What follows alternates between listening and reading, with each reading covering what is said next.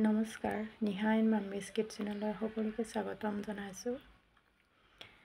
আজি আকৌ নতুন এটা ভিডিঅ' লৈ আপোনালোকৰ ওচৰত আজি মই বনাবলৈ লৈছোঁ গাহৰি লিভাৰ লগতে কলডিল, আদা নহৰু ধনিয়া জলকীয়া লৈ লৈছোঁ। আৰু মই কওঁ যে মই ইমান স্পাইচি পচন্দ নকৰোঁ কাৰণে মই স্পাইচি নাখাওঁ, ইমানকৈ নিদিওঁ।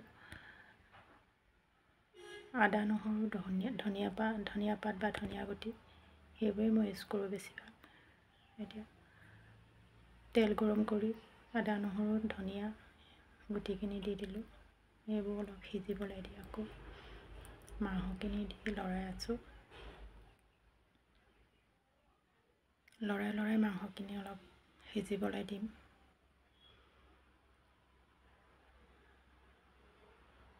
সিজিছেগৈ।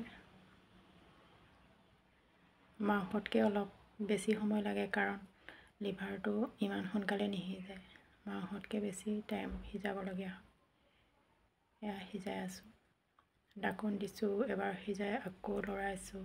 এতিয়া নিমখ হালধি পৰিমাণ মতে দিলোঁ আৰু বাকী থকা আদা নহৰু লগতে ধনিয়া গুটিৰ পেষ্টখিনিও আকৌ দি দিম, জলকীয়া দিম। এনেকৈ দি গোটেইখিনি দিয়াৰ পিছত লৰাই আকৌ ঢাকোন মাৰি আধা ঘণ্টাৰ কাৰণে সিজিবলৈ দিম।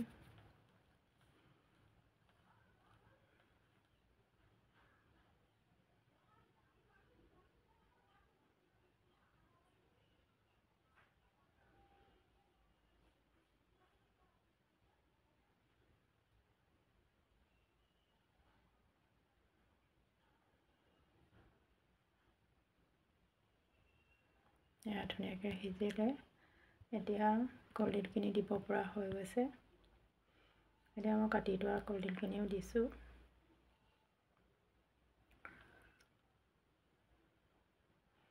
কলডিলখিনি দি আকৌ লৰাই মেলি ধুনীয়াকৈ ঢাকোন মাৰি সিজিবলৈ দিম। এয়া সিজিলে।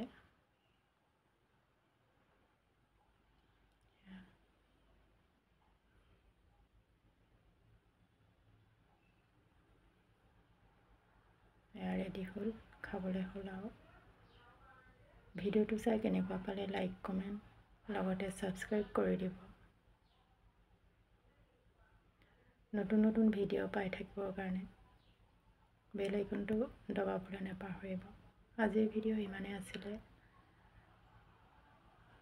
সকলোকে বাই বাই জনাই ধন্যবাদ দিছোঁ।